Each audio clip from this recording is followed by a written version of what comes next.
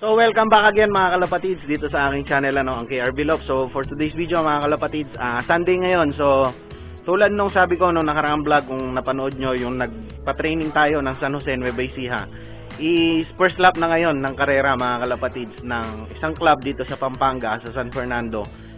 Hindi ko na nga alam babanggitin kung ano mang club yun mga kalapatids. So ayun, ang release natin ngayon is Caranglan siya mga kalapatids. So eventually dapat Nueva Vizcaya yon. So medyo hindi maganda ang panahon doon sa Nueva Vizcaya. Makapal ang fog noong doon sa area.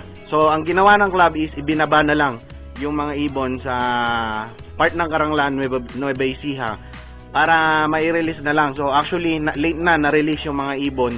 8:05 nung na-release yung mga ibon dito nga sa Caranglan mga kalapatids dahil nga doon sa medyo maganda ang panahon doon sa talagang release point mga kalapatid. So okay lang. So ngayon nga is na-release na yung mga ibon, mag-aalas 9 na mga kalapatid.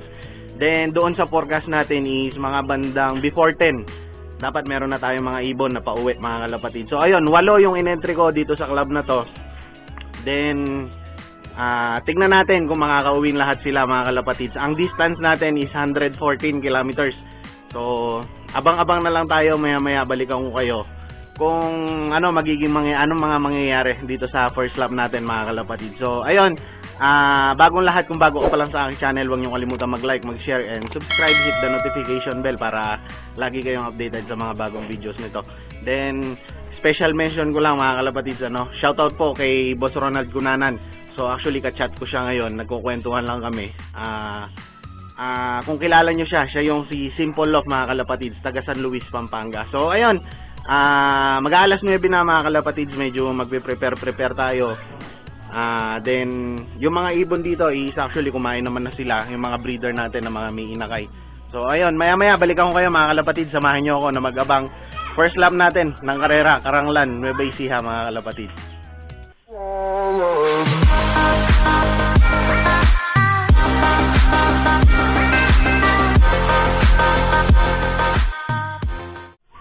So ayun mga kalapatids, pasado 9:30 na. So magi-start na tayo mag-aabang, pupwesto na tayo sa abangan.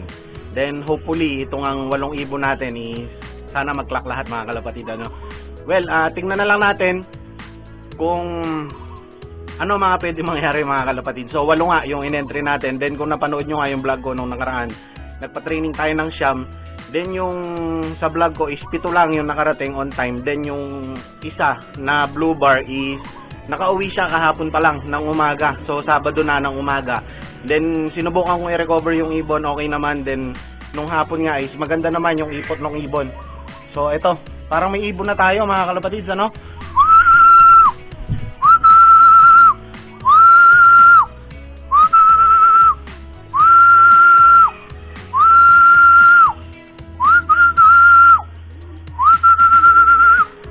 Parang sa atin na to dumapo doon sa may kahod ng kuryente. Ayan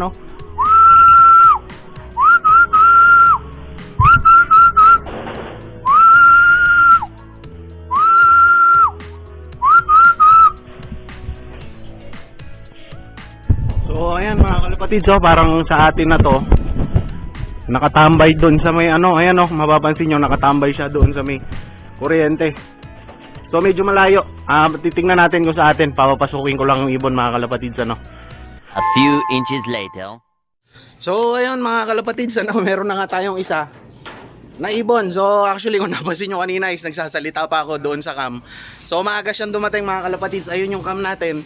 Hindi ko pa siya na-set. Actually nagsasalita nga ako. Then binilisan ko lang, inilagay ko doon. Then pinapasok ko yung ibon mga kalapatids So ayan, yung isang ibon natin na una is si Checkered. Ayan. So clock naman siya, na-clock na natin 1-2 ang speed ng ibon, 1-2-65 yata mga kalapatids. So abang-abang na tayo, mabilis yung uwian ngayon. Nagulat din ako, hindi ko expect na ganun kabilis yung ibon mga kalapatids So tara, samahan nyo ako na mag-abang.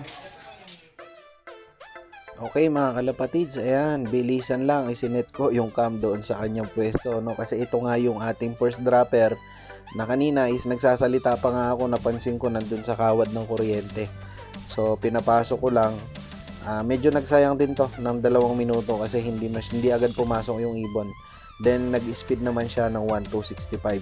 Then ito bandang 9:38 dumating yung ating second drop, si light check. So itong light check na to is ito yung ipinuling natin nung nakaraang San Jose, training ng San Jose.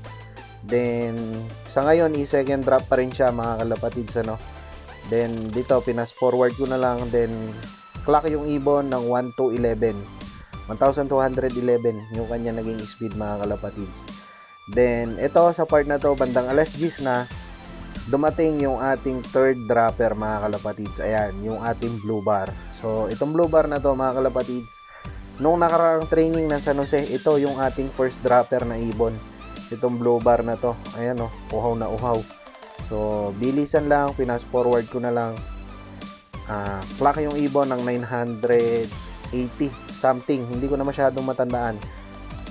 Basta 900 pa mahigit. Then, bandang 10:16 mga kalapatids, ito yung ating isang blue bar. So itong blue bar na to mga kalapatids, ito yung hindi umuwi nung San Jose training. Umuwi siya Sabado ng umaga. Then inirecover ko yung ibon, okay naman nung hapon, kaya isinakay ko. So ayan, naging fourth dropper pa natin siya mga kalapatids, ano. Then dito sa part na to bandang 10:28 dumating yung isang dart check natin. Ayan, naglalakad sa bubong. Then itong dart check na to is medyo tumambay din to. Nagsayang din ang oras ng almost 4 minutes mga kalapatid. So ayan, ipa-fast forward ko na lang.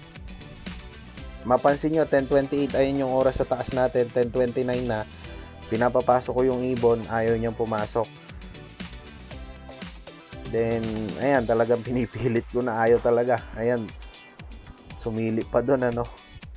So sa part na to 10:31 pumasok siya, then na-clock natin ng 10:31 mga kalapatids. Almost 4 minutes yung naging diferensya, no.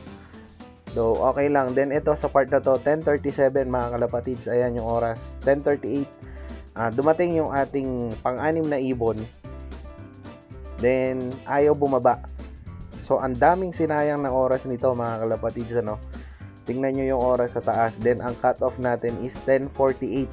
So dito sa part na to is medyo natataranta na kami kasi ayaw pumasok, ayaw bumaba. Then ayan, nagpakawala pa ako ng isang ibon para bumaba lang. Then effective naman. Bumaba dyan yung ibon. Ayan, no. Bumaba na siya, sinundan niya yung blue bar. Then ang oras 10:43 na mga kalapatids. Then itong blue bar pumasok, hindi naman sumaba yung checkered, ano. Wala, talagang tumambay ito, ang tagal. Ayan yung oras natin, 10:44 na, 4 minutes na lang, cut off na. So ayan, talagang tinutulak na namin yung ibon para bumaba lang sa landing board. Then sa bandang part na to mga kalapatids, bumaba din sa landing board. Ayan, so ayun, pumasok din siya 10:47. Then nung ikinlock ko is good clock pa naman, 706 yung naging speed niya mga kalapatids. So hindi nabutas yung ibon na to, clock pa rin siya mga kalapatids. One eternity later. So ayun mga kalapatids, tapos na yung first lap natin, no. Then actually is cut off na, 12 na, pasado na alas 12. Then kung nakita nyo naman sa video is 6 lang yung nag-clock natin. Then yung dalawa is wala pa rin, pero abang-abangan pa rin natin. Hopefully makauwi pa rin yung dalawa. Yung isa doon is si Putol mga kalapatids. Hindi tayo inuwian ni Putol this time. So ewan ko, hindi natin alam ano nangyari dun sa ibon. Pati yung isang dark check natin na si 658, wala din siya. So yung dalawang ibon na yon yung kulang natin, ano, as of this time, as of this moment. So tingnan natin hanggang mamayang hapon mga kalapatids kung makakauwi pa yung dalawa, si Putol nga then si 658 mga kalapatids. Tingnan natin. Pero yung mga ibon natin na umuwi is okay naman, hindi naman masyadong, kumbaga hindi naman laspag, ano. So okay pa sila, i-recover na lang muna natin. Pakita ko lang sa inyo yung mga ibon na pauwi natin. Ayan mga kalapatids, yung isang ibon natin na umuwi, si Blue Bar. Alam ko ito third drop natin to. Then ayun yung first drop natin kanina, kung napansin nyo nung nagbablog ako is biglang lumusot na lang yan. Napansin ko, nagulat nga ako. Nakita nyo naman dun sa video, talagang hindi ko na-expect na ganun kabilis umuwi ito. Then ayan yung second drop natin, si Checker din. Then saan pa yung isa? Ayan yung bumabara ko na yan, si Blue Bar. Ayan, isa din. Tapos itong last drop natin. So ito pala yung isa, pang 5 na dumating, si Dark Check na 657, kapatid ni 658. So ayan, then ito yung last drop natin. Ito dito sumakit yung ulo namin, ano. Ang hirap papasukin kanina. Then actually, nung dumating yung ibon, nung pumasok sa loob, nung hinipo na nung bayo ko, dinakmana niya, is nakainom na siya ng tubig, kaya mahirap nang papasukin talaga yung ibon.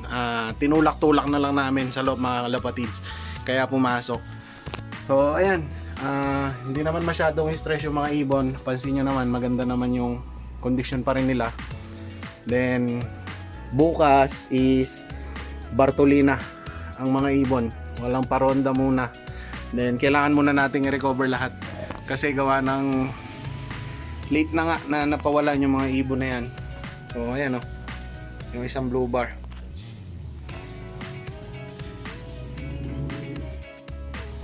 So ayun lang muna para sa araw na to, mga kalapatids. Abang-abang kayo doon sa ating second lap. Alam ko ang second lap is San Fernando, La Union. So ibang way siya, biglang kakaliwa yung ating second lap. Pero tingnan natin, kung umuwi man yung dalawa is baka isasakay ko pa rin. Palagay ko magkakaroon kasi ng triple crown to. Baka i-entry ko na lang ng 3 laps kung meron man sa triple crown, mga kalapatids. Tingnan natin. So abang-abang na lang kayo sa mga update. Then ayun nga, maraming salamat sa lahat ng walang sawang sumusuporta sa aking channel. Then sa lahat ng mga nagpapa-shoutout. Next video na lang, mga kalapatids, pasensya na kasi medyo konti pa lang naman, dagdagan muna natin. So kung gusto mong pa-shoutout, just comment down below para ma-shoutout ko kayo sa next video natin. So ayun, that's it for today's video, mga kalapatids. Good luck sa ating lahat and happy flying.